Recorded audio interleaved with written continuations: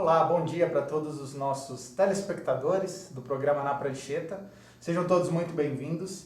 Hoje a gente tem um desfalque, né? Mas Molina voltou, então agradeço todo mundo a assistir o nosso programa. Bom dia, Molina, tudo bom, cara? Bom dia, Sérgio, beleza? Olá, pessoal, depois de um tempo aí meio ausente, estou de volta e espero que seja em definitivo de novo. Explicando rapidinho porque o Vinícius não veio hoje ao programa, ele está nas Ilhas Seychelles, Que chato, passando né? férias, um magnata, então ele pode fazer isso. Quem pode, né? Antes da gente começar a falar o que aconteceu, o que rolou, né, durante a semana, a gente tem que lembrar que quem quiser interagir com a gente no Twitter, a gente tem o hashtag Na Prancheta e o hashtag TV da Internet. Entre em contato com a gente, escreva. Tem o Twitter, é @blog na prancheta. Então só escrever. Hoje a gente não tem o WhatsApp, porque o Vinícius não está aqui, a gente usa o telefone dele. E aí, o que você viu de Eu sei que você queria encher o saco do Vinícius nas Isso, suas férias, manda o WhatsApp pra lá. Pro Vinícius, pode mandar encher o saco pro Vinícius lá, velho.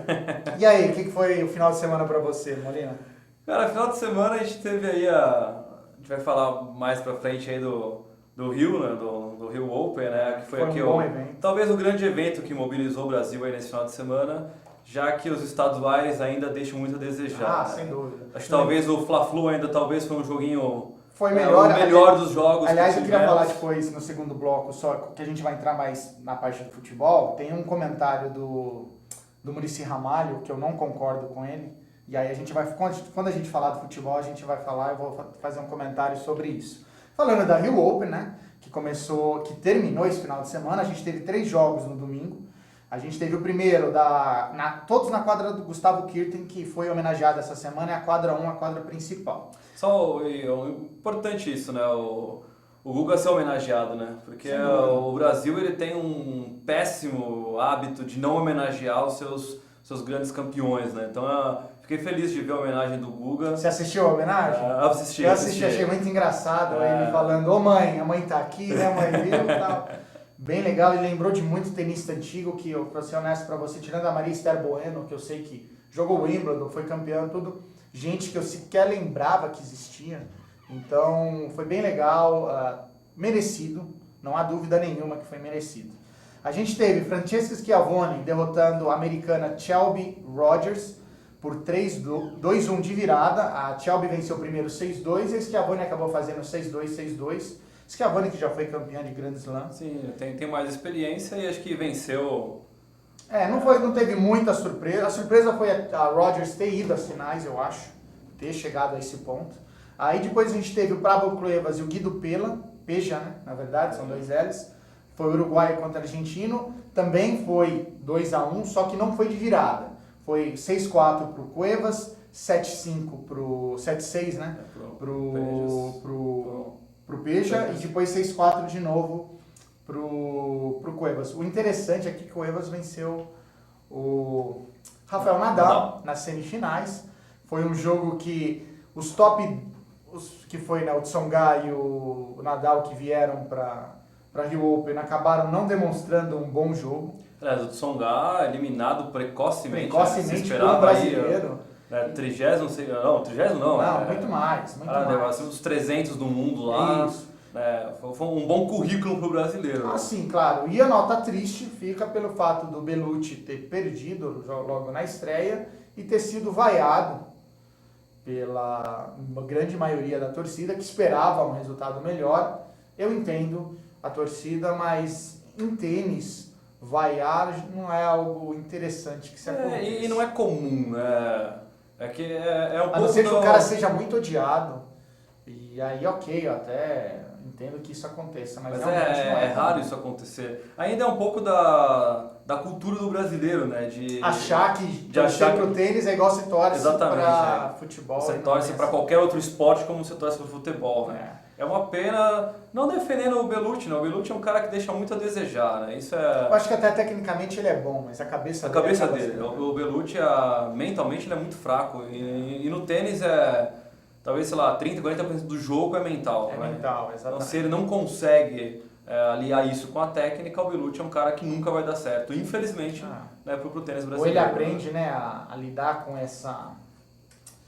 esse problema, ou então nunca vai ter. Já para fechando no tênis, a gente ainda teve o torneio de duplas, onde teve Espanha contra a Colômbia.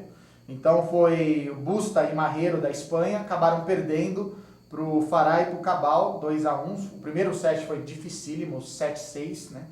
E o segundo acabou sendo 6-1, aí já foi um passeio, foi um vareio. Eu tenho muito pouco para falar dessas duplas, eu só sei que essa dupla era a cabeça de chave número 2, a dupla colombiana, então acabou não fazendo feio, era de se esperar que fossem a final. Correspondendo às expectativas. Isso, Meli e Bruno Soares foi a dupla brasileira, só que acabou não conseguindo ter um bom resultado. Tem mais alguma coisa que você queira falar? Até o do Soares, do Pearson, eles vêm de uma sequência bem desgastante, né? De grandes slams, de vários torneios, então acho que talvez eles mais participaram por estar aqui no Brasil, né? Por fazer um volume, do que propriamente dito vieram para ganhar o negócio aqui. A dupla Bruno Soares e Marcelo Melo eram a dupla oficial, né? A dupla oficial era a primeira, número 1 de cabeça de chave. O engraçado é que ambas as duplas venceram brasileiros. A colombiana acabou vencendo Tomás Bellucci e Marcelo Demoliner por 2-0. E aí o Melo e o Soares venderam um pouco mais, acabou perdendo para os espanhóis 2-1 que vieram do qualifying. Então, para vocês perceberem que teve muita gente reclamou antes de começar o Open que o torneio tinha muito pouco cabeça de chave bom, top 30, realmente, tinha poucos. Mas por ser um ATP 500 e o único da América do Sul, é normal que tenham mais espanhóis, italianos, que eles gostam de jogar saibro, né? É uma característica deles. Franceses também, mas nem tanto. E tem muito sul-americano, e você tem pouco sul-americano no top 30. Então acabou pagando um pouco mais para o Nadal, um pouco mais para o Tsonga, para eles verem o que abrilhantaram. Se esperavam que seria uma final. Pouco mais, né? Se esperava que seria um pouco... os dois estivessem na final, ou perto, semifinais, mas acabou não acontecendo, que não tem problema nenhum. Um detalhe que eu lembro, que agora a gente já vai falar no Brasil Open, que vai ser em São Paulo essa semana, o Cuevas, quando eu fui assistir o Challenger, em 2012, o Cuevas jogou a final. E agora ele está na final do Rio Open, que é interessante você ver a evolução do jogador. Do tenista. E esses torneios, né, tipo o ATP 500 aqui, são importantes para começar a colocar o Brasil no mapa do tênis, né? Claro. Você não vai esperar que vão vir aí os tops do mundo agora, mas é um projeto que se tem para daqui 5, 10 anos, talvez, você conseguir trazer esses caras para disputar esses torneios aqui no Brasil. É um projeto a médio e longo prazo, acho que o investimento é válido. Legal. Já que eu tinha comentado com você do Brasil Open, começa hoje, dia 22, e aí você já tem uma gama maior de tenistas. Vai ter tenistas japoneses, espanhóis, argentinos, brasileiros, australianos. Então é interessante a gente ver essa mescla, talvez estilos. Sim. Apesar que a gente não vai ter tenistas do top 30, top 50 também. A gente vai ter o Bellucci, que vai estar jogando aqui. A gente vai ter o Almagro, que é 4 vezes campeão aqui. Então é interessante você ver eles voltando para jogar. Mas... Provavelmente ali o Almagro é o cara que é favorito, assim, concordo. Longe dos demais. O famoso Arnaldo Ribeiro, o favoritaço, né? É o Almagro, sem dúvida nenhuma. Eu concordo com isso. Mudando um pouquinho de esporte, agora a gente vai estar falando sobre basquete. Já abriu a votação para a Liga das Estrelas da NBB, então se você gosta de basquete, quer voltar, esse ano vai ser um pouco diferente. Os 16 melhores brasileiros entraram na votação contra os 16 melhores estrangeiros. Então como é que vai funcionar? Os 12 mais votados de cada time vão estar jogando na Liga das Estrelas, que eles chamam, né? Vai ter torneio de habilidade, vai ter torneio de 3 pontos. A NBA ainda não informou quem vai ser o responsável ou o ex-jogador da NBA para vir. Vai ter torneio de enterradas também, isso é interessante a gente prestar atenção, que parece que vai ter jogadores estrangeiros também nesse torneio, mais do que os brasileiros, até porque quem assiste aquele filme Homens Brancos Não Sabem Enterrar, vale para os brasileiros. Os brasileiros não sabem enterrar. E se você não assistiu, assiste, que é um filme muito engraçado, bem divertido. Bom. Eu tenho esse filme, inclusive, é bem vale a pena assistir, né? Nomes novos, interessantes. O único nome que a gente vai ter, Larry Taylor, que é naturalizado brasileiro, ele vai estar do lado do Brasil. Ele nasceu nos Estados Unidos, mas ele vai jogar pela seleção do time nacional contra o restante do mundo. A gente tem nome e figurinhas carimbadas. Fulvio, Ricardo Fischer, Pedro, o Neto, que jogava no Palmeiras no ano passado, esse ano está na Liga Sorocabana, o Alex Garcia, que já passou pela NBA, o Giovannone, que é um eterno pivô. Nossa, eu lembro dele quando ele era moleque, jogava já. Então a gente tem o Jefferson, Hetzheimer, o Ronald, que é do Brasília, jogou no Flamengo também, o Jefferson. Aí você tem também o do Mundial, né? Você tem o Tirone, você tem o Ronald, o Robson, o Robert Day, que é do Bauru, Sosa, Chamel, o Holloway, o Bennett, o Kojo, o Jamal, o Dawkins. Então é interessante, entra lá, jogodasestrelas.lnb.com.br e aí vocês conseguem voltar no melhor time. E vamos fazer os jogos vão ser em Mogi, tanto no sábado quanto no domingo, então vai ser legal, vai ser divertido ter essa brincadeira em Mogi. Já votou, mano? Ainda não. Eu já votei hoje de manhã, então votem. Falando em brasileiro agora, para a NBA, a gente teve uma tristeza, entre aspas, né? O Anderson Varejão acabou sendo dispensado acabou sendo trocado pelo Cleveland Cavaliers pro Orlando Magic, que imediatamente já jogou ele pro Portland Trail Blazers. Depois de 2 horas que ele estava no Portland Trail Blazers, ele foi dispensado. E aí ele tinha 48 horas para conseguir um novo time. Se não conseguisse um novo time, ele ia receber tudo que ele tinha direito do contrato com o Cleveland, se eu não me engano eram entre 25 e 27 milhões de dólares. Se ele em 48 horas ele não conseguisse, o Portland era obrigado a pagar essa quantia para ele, na verdade, em 5 anos. Então 25 milhões dividido em 5 anos, ia receber 5 milhões por ano. Que, né, dá para começar a vida, dá para sobreviver com 5 milhões de dólares por ano. Já resolve uma parte dos problemas. Já resolve uma parte dos problemas. Só que o Golden State Warriors acabou pedindo o contrato do jogador e assinou ele, na verdade, com um valor abaixo, né, que é o valor mínimo para veterano. Esse valor mínimo veterano, eu tentei dar uma pesquisada aqui para ver o que era, se eu não me engano é em torno de 5 milhões, 4 milhões e meio, até o final dessa temporada. Ou seja... metade pro final já da temporada. Isso, então na verdade ele tem aí mais 48 jogos. As temporadas são 82, 41, vai ser um pouquinho menos, em torno de uns 30 jogos, mais os playoffs, o que dificilmente ele não jogará os playoffs. O Golden State precisava de um jogador de garrafão, desde a saída do David Lee, não tinha ninguém ali específico que pudesse ficar no garrafão para defender, né? Pivô é mais defesa, né? Não é tanto ataque.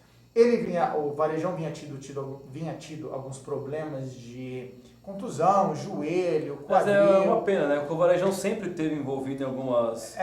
com lesões. Isso acabou prejudicando bastante o rendimento dele na NBA. E o que eu percebi é que teve muita gente em Cleveland que odiou essa dispensa do Varejão, porque era o jogador símbolo da equipe. Inclusive o próprio LeBron.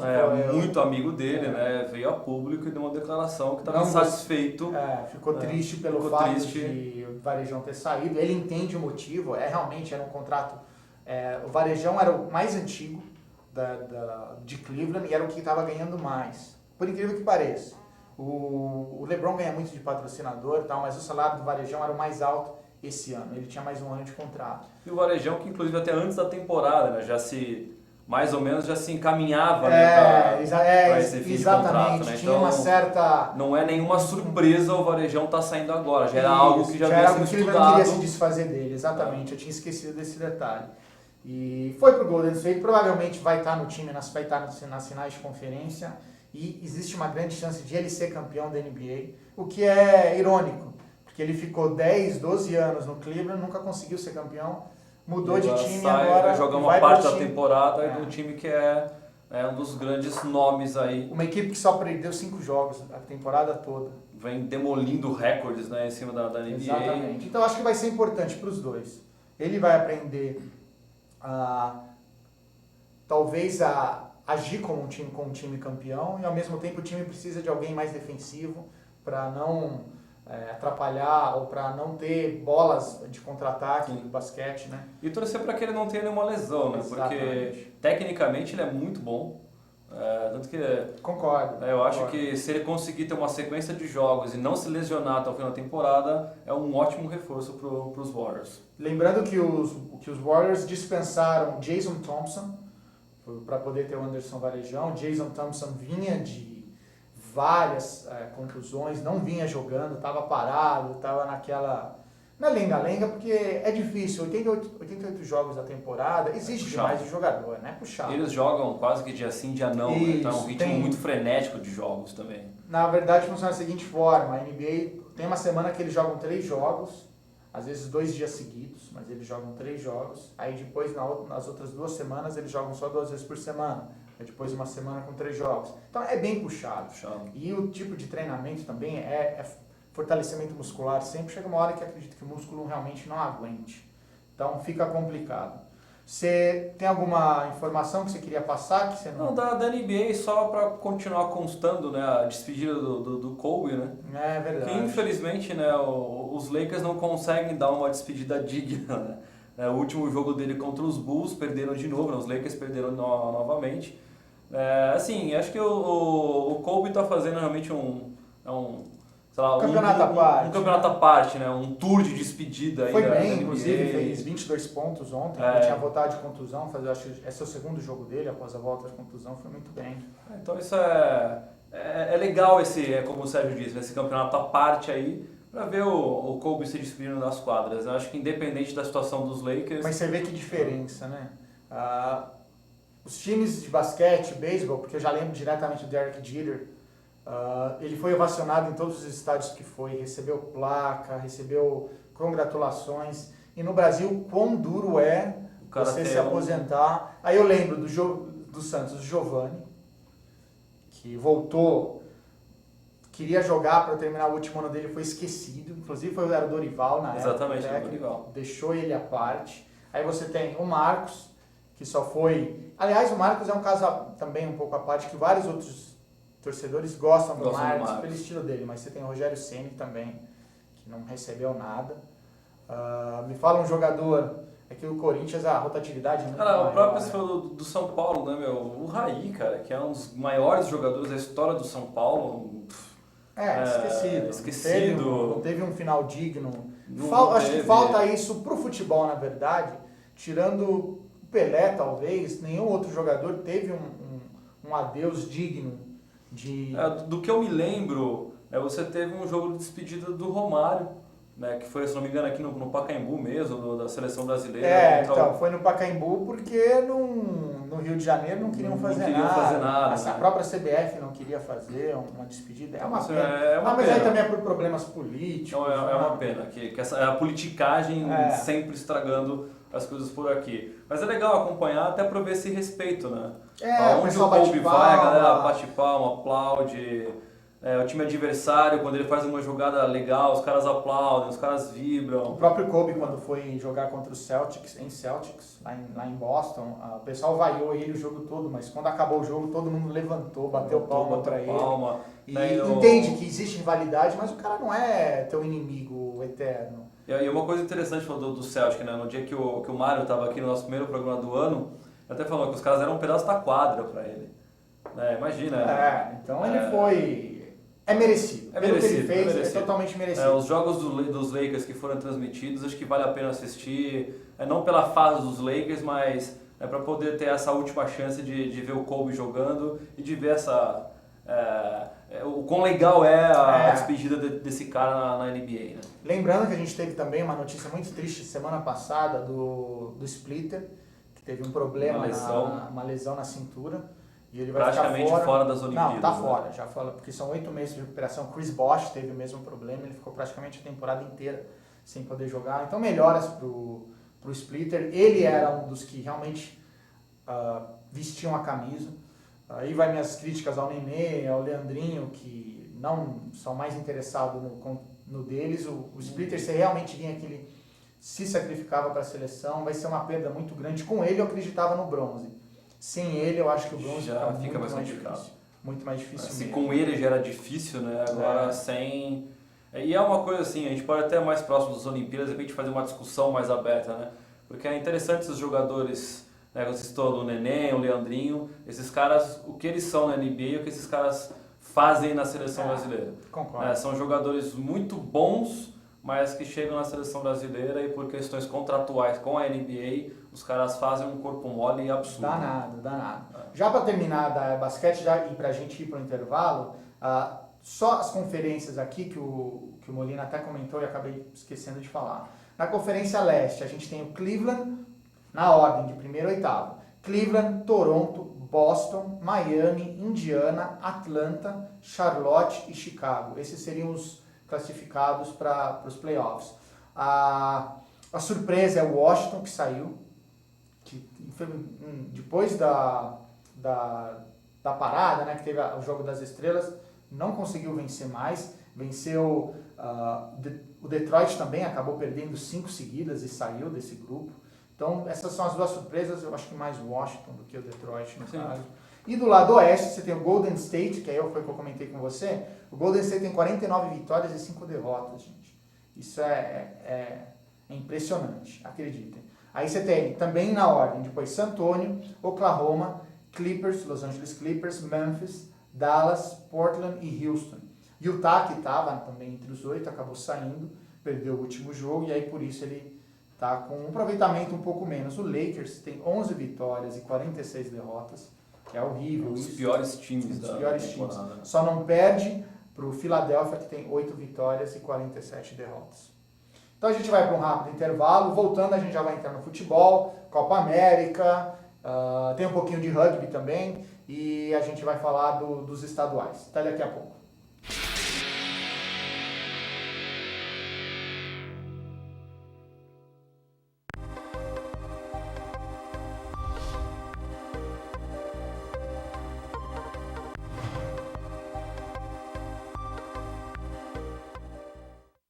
Oi, eu sou Letícia Spiller e quero convidar vocês a fortalecer o movimento que quer criar uma lei para acabar com o desmatamento no Brasil.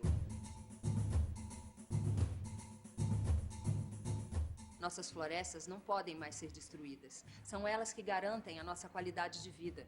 Eu quero floresta em pé, água fresca, clima ameno e desmatamento zero. E você? Participe, assine a petição.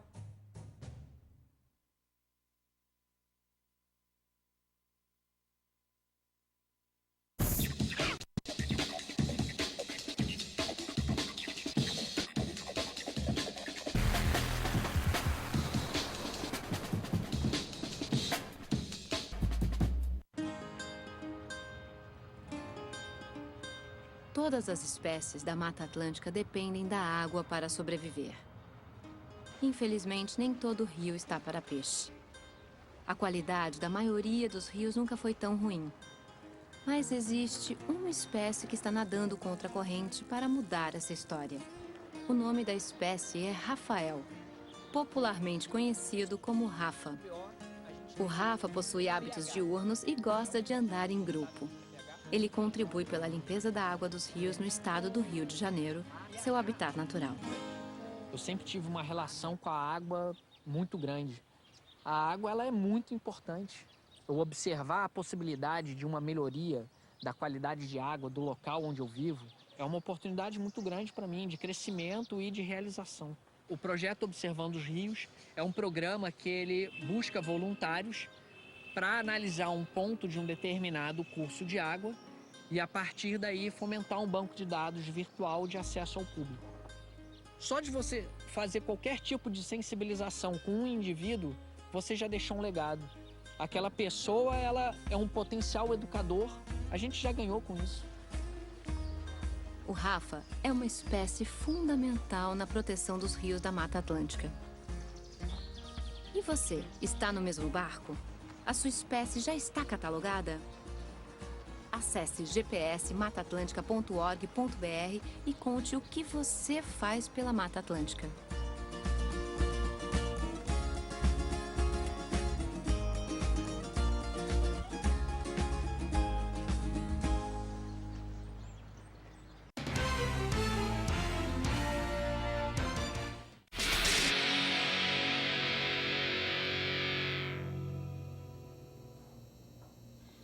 Voltamos aqui com o programa Na Prancheta. Voltando agora, vamos falar de futebol. Antes, um pedacinho só para falar de rugby. Não sei se você ficou sabendo, esse final de semana a gente teve a etapa São Paulo do Rugby Sevens. E o Brasil está em 9º lugar. O Brasil perdeu todos os jogos, mas o rugby ele pontua conforme você faz pontos também.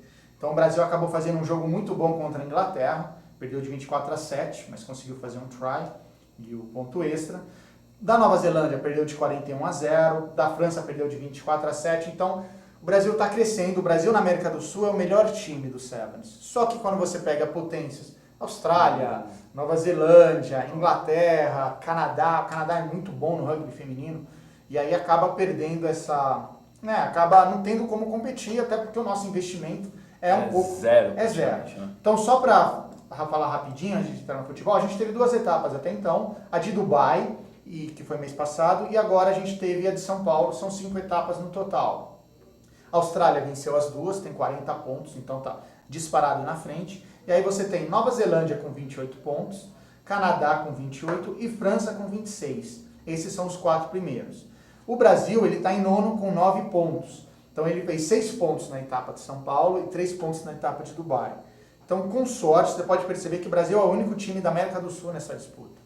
O que é totalmente interessante. A gente tem a Argentina no masculino, que é muito forte. Exatamente. E jogou semifinais da Copa do Mundo ano passado, que quem não assistiu perdeu, foi uma Copa do Mundo sensacional. E aí você tem times da América, Brasil, Estados Unidos e Canadá.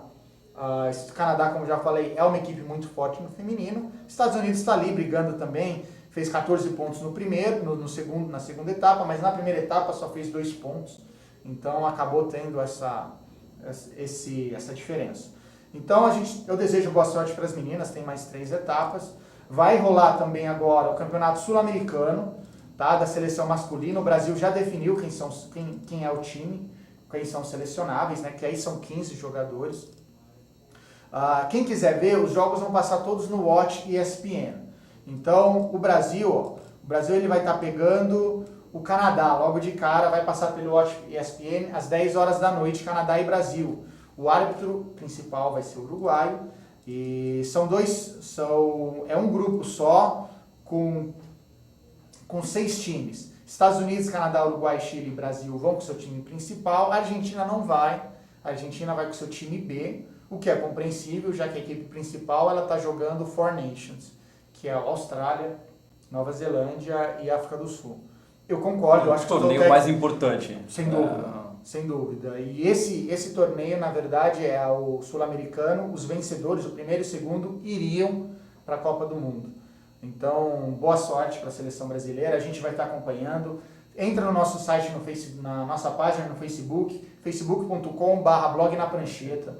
Escrevam lá, eu vou estar colocando, Molina também, o Vinícius. Então tem tido bastantes informações agora que a gente está voltando a postar. Então fique em contato. Qualquer dúvida, só escrever pra gente, seja no e-mail, seja no Twitter, e a gente vai estar... E assim, para quem nunca assistiu rugby, é um esporte que, apesar da brutalidade em si, mas é um esporte talvez dos mais leais que existem. É um esporte que, assim, o respeito que existe pelos competidores, entre eles, entre a arbitragem, a torcida é uma coisa à parte, assim, fantástica. Então, quem nunca assistiu um jogo de rugby, vale a pena você assistir. Se quiser começar a assistir de cima, assiste o Four Nations, que já é um bom começo para você ver um rugby de altíssimo nível. E é interessante você ver que os árbitros no rugby, eles têm câmera para mostrar a visão deles do jogo, ao mesmo tempo que eles têm um microfone. Microfone aberto. O público consegue ouvir o que o árbitro está falando para o jogador, então o árbitro ele tem que ser mais respeitoso com o jogador e vice-versa.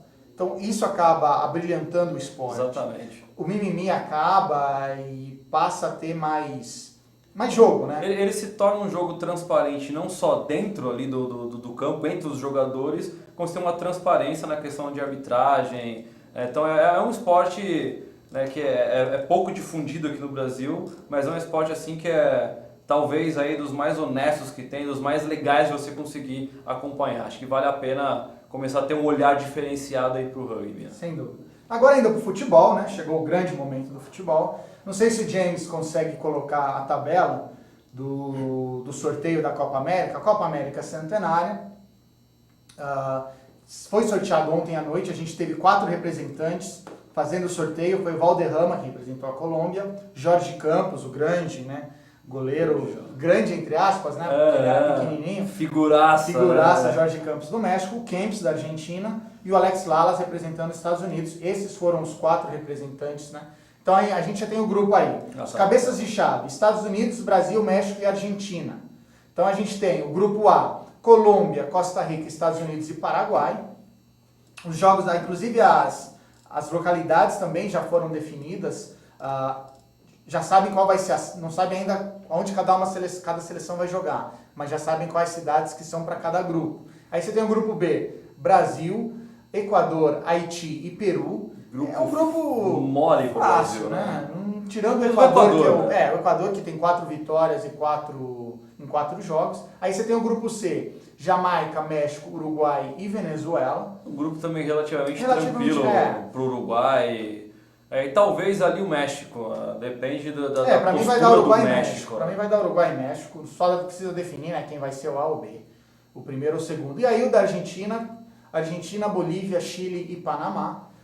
Também é um grupo muito fácil para a Argentina e Chile. Só para definir quem O que é interessante é que o primeiro jogo desse grupo vai ser a final da Copa América do ano passado. De 2015. Exatamente. Então, esperamos que a Argentina jogue bola. Sem dúvida nenhuma. Eu acho que na fase de grupos fase de grupos vai ser esse mesmo. Não, acho que não vai dar tudo de si, tanto a Argentina quanto o Chile, porque é o primeiro jogo. Para mim, esse primeiro jogo vai dar empate, não muda muita coisa. E tem um detalhe, né, dessa Copa América. Não vai ser surpresa se muitos dos craques das seleções não vierem disputar. É uma competição que não leva a nada a lugar nenhum. Exatamente. Não vale vaga para nada. É um torneio para comemorar o centenário da Copa América e de quebra um caça-níquel aí, né? Então, fora isso, talvez aí não vai ser surpresa nenhuma se grandes nomes dessas seleções não vierem disputar o torneio, que jogaram a Copa América no passado. Esse ano, se jogarem de novo, é mais um ano sem férias ou com férias reduzidas. Então, assim, tem que avaliar bem se a condição física com que esses caras vão acabar chegando por aqui. Já entrando nesse quesito que o Molina falou, o Dunga, né? O Luiz Henrique, técnico do Barcelona, falou que não vai liberar o Neymar para as Olimpíadas, mas ele tem a obrigação de liberar para a Copa América. O Dunga vai tentar fazer o contrário, pedir a liberação do Neymar para as Olimpíadas e deixar o Neymar fora da Copa América, que é o que você acabou de falar nesse momento. Eu acho que nenhum dos jogadores da Europa vai jogar essa Copa América. Eu acho muito pouco provável. Eu acho que o Neymar, Suárez, Messi dificilmente vão jogar essa Copa América. Eu acho que não, até porque você está no começo, na pré-temporada europeia ali, agosto, o começo de alguns campeonatos ali. Então é uma data que não ajuda. E se o Luiz Henrique não quiser liberar, ele não tem obrigação nenhuma, porque não é data FIFA. É isso que o Dunga vai tentar negociar com ele. Então você libera para as Olimpíadas, que pra gente é muito mais importante do que pra Copa América. Pra vocês. Pra gente. O Molina, ele é traidor. Vocês. Não, sei que eu não torço pro Brasil também, eu torço pro futebol. Não, acho que perder o Brasil, o Neymar nas Olimpíadas... Eu acho que a Copa América ela perdeu a importância a partir do momento que a Conmebol decidiu fazer 2 Copa Américas, uma seguida da outra. Por que não deixou uma Copa América centenária valer pelo título para ir para... Exatamente. Para Liga, com aquela o nome... Copa das Confederações. Não, teve que fazer uma em 2015 no Chile e depois ia fazer uma em 2016 nos Estados Unidos. Não faz sentido. Aliás, o sistema de Copa América eu acho que deveria ser algo mais... Para mim, Copa América deveriam ter todos os países das Américas. Já faria mais sentido, né? Então, quando você começa a limitar muito isso, já deixa de ser... É quase uma Copa Sul-Americana. Existe isso aqui é um possível embrião para uma Copa América mais decente no futuro, né? Existe uma ideia de se juntar os 3... Um formato de liga, né? Alguma coisa mais ou menos nesse nível. Tipo da Eurocopa. É que a diferença é que os países são maiores, a distância é maior e por aí vai. Então, do grupo A, Estados Unidos, Colômbia, Costa Rica e Paraguai. Quem você acha que passa? Estados Unidos e Colômbia. Estados Unidos e Colômbia, eu também acho. Brasil, Equador, Haiti e Peru. Brasil e Equador. Brasil e Equador. E eu ainda acho que o Equador passa em primeiro, Brasil em segundo. México, Uruguai, Jamaica e Venezuela. Uruguai e México. É o que a gente já tinha comentado. Argentina, Chile, Panamá e Bolívia. Argentina e Chile. Eu acho que Panamá e Bolívia serão os times que vão passar no grupo D. Se Panamá e Bolívia passarem desse grupo, para tudo. Eu venho com uma camisa da seleção brasileira apresentar o programa. Tá gravado, aqui. né, James? Tá gravado. Se Panamá e Bolívia se classificarem, eu apresento o programa camisa da seleção brasileira. Que aí para tudo. Aí não dá mais pra torcer pra Argentina. Aí para tudo. Não dá pra torcer pra Argentina, né? Essa é a real. Falando agora dos estaduais, você quer começar por um paulista, carioca? Mas assim, só fazer um comentário do futebol europeu antes. Diga. O massacre do Chelsea em cima do Manchester City, 5-1. Eu não vi esse jogo. O Manchester City estava com alguns jogadores aí poupados e tudo mais, mas mesmo assim foi uma grande surpresa, né, ver o Chelsea na fase que está, se recuperando ainda aí, mas fazer 5-1 para cima do City, que é um dos líderes do campeonato inglês, né? Agora você lembra qual era a classificação do City, campeonato? O City, se eu não me engano, ele estava em segundo. Eu não sei se ele chegou a cair. O Leicester continua em primeiro. Então, é a grande surpresa, assim, a torcida para o Leicester conseguir chegar e levar o título da Premier League. Acho que ia ser fantástico, cara. É uma das coisas que acontece, por século quase. Então ia ser muito legal se isso acontecesse. Dizem que o último grande surpresa de ser campeão parece que foi o Nottingham Forest nos anos 80. Nos anos 80. Depois disso já era tudo meio que previsto. Entre os 4 grandes, 5 ali depois entrando no Chelsea. O Chelsea nunca foi grande, essa é a real. Passou a ser considerado grande depois que teve... Chelsea, na verdade, ele é uma portuguesa, né, que alguém chegou e injetou milhões de dólares ali dentro e montou o time que é. Então é um time, inclusive, sem muita tradição, sem muita história, é um time meio frio, né, entre aspas, pode-se dizer assim, no futebol inglês. Só já falando dessa classificação, então você teve o Leicester City com 53 pontos, Tottenham com 51, junto com o Arsenal também 51, 2 pontos de diferença. Manchester City segue com 47 pontos, Manchester United com 41. Ou seja, dificilmente eu acho que os times abaixo do Manchester para baixo conseguem chegar nesses 4. Até porque tem que... E é legal você estar olhando na liga, né? Você tem o Leicester em primeiro e o Tottenham, junto com o Arsenal em segundo, né? Então, 2 times que, teoricamente, antes de começar a liga, ninguém colocaria entre os 4 primeiros, né? Isso é legal. E isso reforça uma das coisas que a gente fala muito aqui. O campeonato inglês é o campeonato mais disputado da Europa. Ah, sim. Já falando da Liga dos Campeões, a gente teve a primeira parte, né? Os 4 primeiros jogos. O Chelsea, que venceu agora o Manchester City, acabou perdendo o Paris Saint-Germain 2-1. Se não me engano, é o terceiro confronto deles seguidos na Champions. Então foi uma vitória importante. Na casa do Paris Saint-Germain, agora eles vão jogar em Londres, aí vai ficar um pouco mais difícil. No ano passado eliminaram, o Paris eliminou o Chelsea. O Real Madrid acabou vencendo a Roma, infelizmente, eu estava torcendo para a Roma, e 2-0. O problema da Roma é que criou e não fez. Deu bobeira, se dá bobeira com um time com o Cristiano Ronaldo... É pensar o seguinte, né? Time grande, quando você tem a chance de ir lá matar, vai e mata, porque senão você deu chance no finalzinho do jogo, o Real foi lá, fez 2 gols e definiu a partida, né? Aí você teve Wolfsburg vencendo o Ghent por 3-2 e o Benfica vencendo o Zenit por 1-0. Essa semana a gente tem 2 jogos, Arsenal e Barcelona na terça-feira e Juventus e Bayern de Munique também na terça-feira no mesmo horário. O que é triste, porque você tem que ter um mosaico para poder ver os dois. Talvez acho que dessas oitavas são os 2 melhores jogos. Concordo. São 2 melhores jogos. Paris Saint-Germain e Chelsea é legal pela rivalidade que tem se criado, mas eu acho que em termos de competitividade, Barcelona e Arsenal, né, embora o Barcelona seja grande favorito aí a vencer os jogos, mas eu acho que a Juve e Bayern são... É o jogo para se assistir, cara. Aí você tem na quarta-feira PSV e Atlético de Madrid e o Dinamo de Kiev contra o Manchester City. Eu acho que vai dar Atlético e Manchester City. Eu também acredito. Não vejo se... Talvez o PSV possa conseguir um empate, mas eu não vejo algo muito diferente disso. Libertadores. O time do Molina não está na Libertadores. Toma na tristeza muito grande, porque o time dele não está lá. Como é que você vê essa primeira semana? Acho que fazia muito tempo que os 5 times nacionais não jogavam na primeira semana, né? Todos em uma semana. Como é que você vê a derrota do São Paulo? Como é que você vê o empate do Palmeiras? A vitória magra do Corinthians, um jogo difícil? o Grêmio, o Atlético, como é que você vê, Nuno? Eu acho assim que essa primeira rodada da Libertadores ela serve para quebrar um pouco de algumas de algumas bobagens que a gente ouve por aí. Falando do São Paulo, o São Paulo enquanto não resolveu o seu problema interno, esquece que o São Paulo não briga por título em nenhuma competição. Então você tem um ambiente péssimo que foi admitido inclusive, eu não lembro agora por qual dirigente do São Paulo lá que na madrugada, né? Exatamente. Escreveu um monte de bobeira no Twitter e chamou o Rodrigo Caio de jogador de condomínio. Exatamente. Então você tem isso, Michel Bastos, né, criticando o Lugano abertamente, não o Lugano, a contratação do Lugano. Então assim, você tem um clima complicado, né, e reverteu isso no jogo, né? O The Strongest tinha 34 anos que não ganhava um jogo fora de casa. 29 derrotas.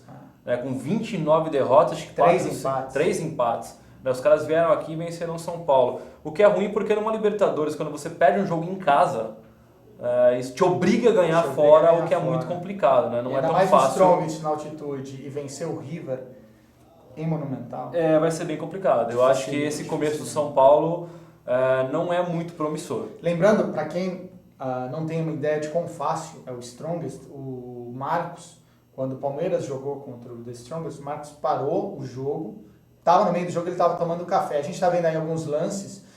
O que me incomoda nesse time do São Paulo é o Centurion, o Michel Bastos e o Paulo Henrique Ganso. Esses 3 jogadores não fazem nada. Não correm para pegar a bola, não sabem marcar, são totalmente apavorados. Eu acho que o São Paulo tem bons jogadores, não tem os melhores, concordo, mas tem jogadores que podem ser muito mais voluntariosos e que estão no banco do que esses 3. Eu não entendo porque o Paulo Henrique Ganso segue como titular, São Paulo. Como titular. Não dá pra explicar. O São Paulo devia ter mandado ele para os Estados Unidos. O Ganso é um cara que ele joga um jogo bem, 10 maus. E o Ganso só joga contra time pequeno. Que é uma das coisas que, inclusive, assim, até para gerar uma polêmica, né, é o perfil do Neymar. O Neymar dá carrete limpa em time pequeno. Ninguém está contestando a habilidade, ninguém está contestando o que esse cara é, o quanto ele joga. Agora, assim, tem alguns lances que esses caras fazem contra time pequeno. Óbvio, assim, o Neymar foi brilhante na reta final da Champions, ninguém está contestando isso. Agora, assim, são caras que, quando a responsabilidade depende deles, esses caras somem. Então o Ganso é um cara que não consegue fazer isso. Como rival, eu tô adorando esse problema do São Paulo, assim como adoraria que o Palmeiras tivesse problema. Agora, se você gosta de futebol, é muito ruim que os bastidores atrapalhem um time que você percebe que se você for pegar... eu adoraria ter Allan Kardec no meu time, de verdade. Eu gosto do estilo do Allan Kardec, eu acho que ele seria muito útil no Corinthians. Tá sendo... Não estou dizendo que ele está sendo mal aproveitado, até porque o técnico precisa conhecer um pouco mais o time, mas esses 3 jogadores que eu até passei, não tem por que continuar. Não tem. Jogando como titular. O Allan Kardec, eu acho que ele é um cara assim, ele é um cara que joga para a equipe. E o São Paulo é um time hoje extremamente individualista. Ele já provou isso no Santos e no Palmeiras. Exatamente. Ajudando o Santos, inclusive, a ser campeão paulista, se eu não me engano, quando ele jogou lá. Então, assim, é um cara que joga para a equipe. O São Paulo hoje é uma briga de egos por algumas posições. Então eu acho bem complicado isso, né? A fase do São Paulo é complicada. O Palmeiras é outro que... Eu ia até falar com você agora, já pra gente entrar no Palmeiras. O que o Marcelo... Olha, eu penso o seguinte, o Palmeiras foi o time que perdeu menos jogadores nessa reta final aqui.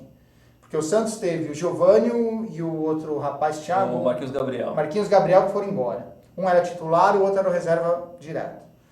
O Corinthians, nem se fale, perdeu metade. Perdeu o time.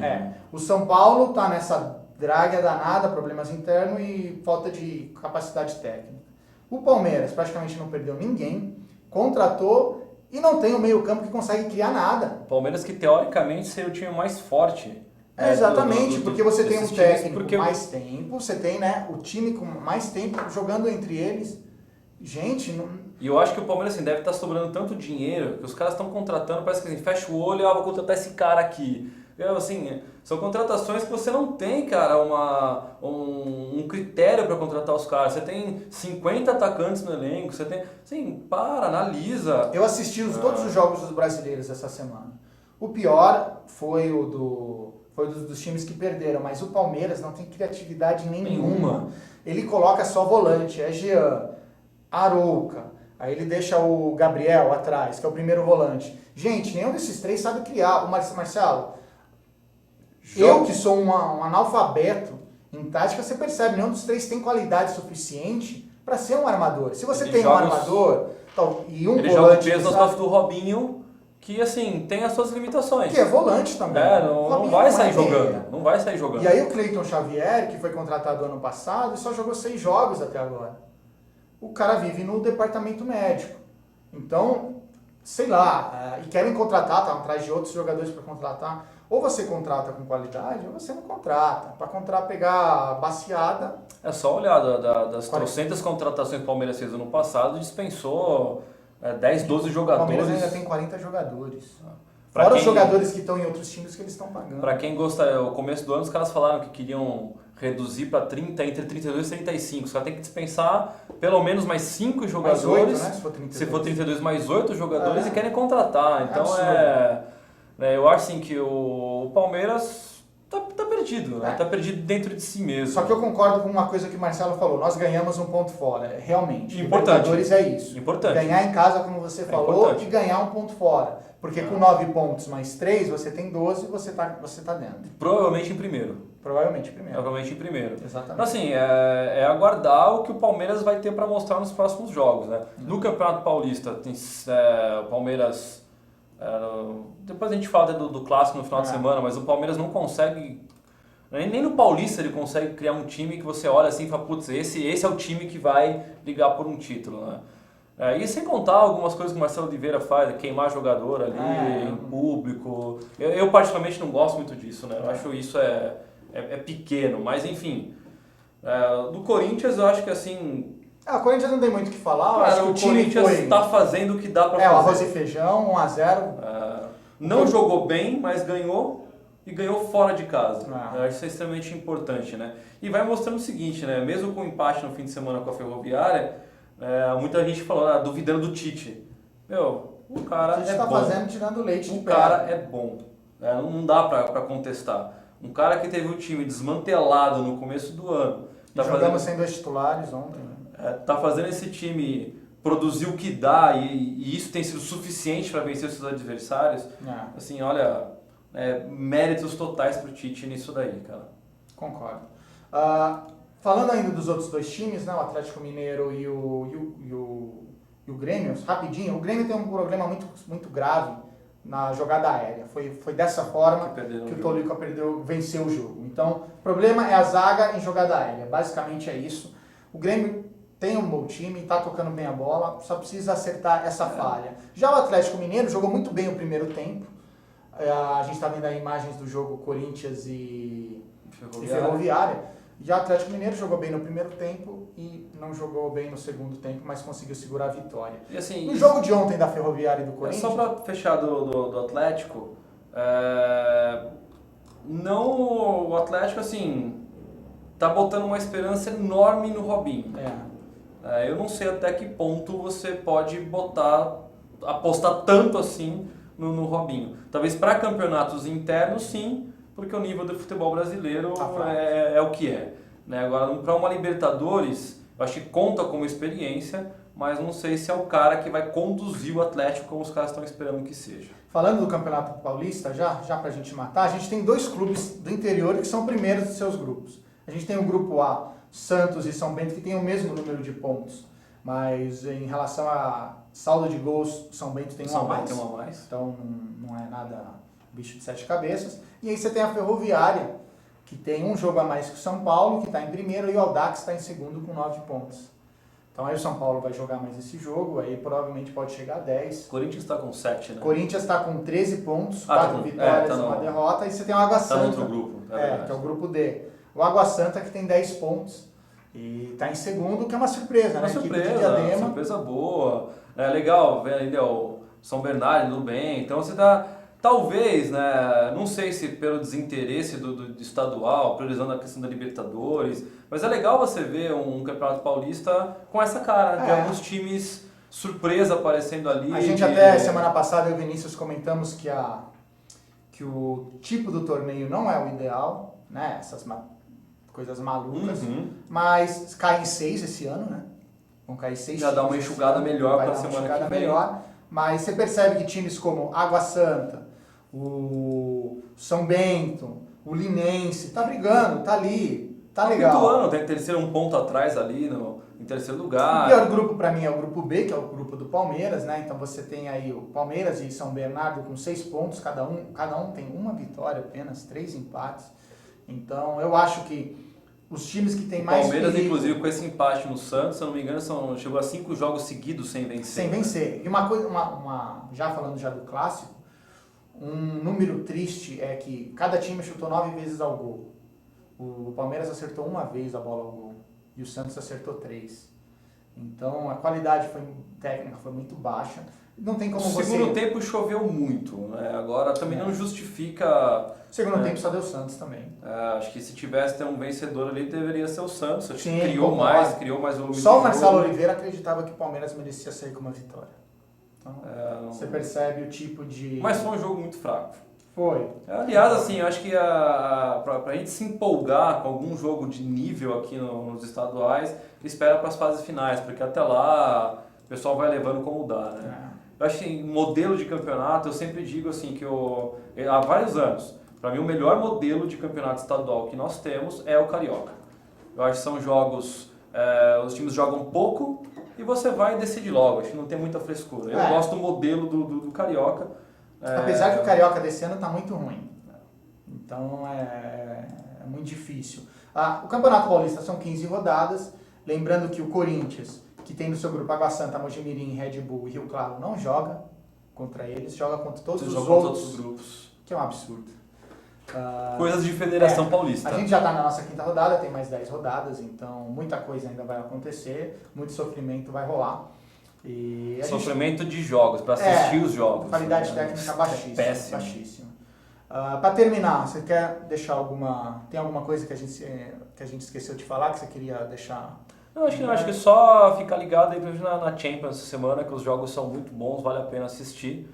Eu acho que isso é talvez o grande destaque da semana aí. Fica ligado na Champions que os jogos prometem. Tem Libertadores essa semana também, para quem tem Sport TV. Para quem tem Sport TV e Fox. O meu... Como é que fala? O que eu quero dizer, a última informação que eu quero dar é a NBB fechou um contrato com a Sky. Então, a primeira empresa privada está patrocinando a Liga Nacional de Basquete. Já começou aparecendo as placas de LED dela no jogo Flamengo-Vitória, que passou na Rede TV. Então, quem ama basquete, assiste na Rede TV, eles estão passando mais jogos. Então, meu destaque, né? Meu destaque é esse, que a Sky, a primeira empresa privada a patrocinar a Liga Nacional. Tomara que isso que aumente, não só para o basquete, mas para o handball. Parabéns para a Sky, porque olha... É difícil alguém investir em qualquer coisa aqui em outros esportes que não sejam futebol. Então eu quero agradecer vocês, a vocês terem assistido a gente. Até semana que vem. Molina, um abraço. Valeu, Sérgio. Acompanhe a gente na rádio também, a gente vai estar gravando, amanhã vai estar passando. Entra a gente no Twitter, no Facebook. Conversa com a gente está aberto a críticas, a desempenho, esse tipo de coisa. É à vontade. Um abraço, pessoal. Até semana que vem. Valeu, galera. Até mais.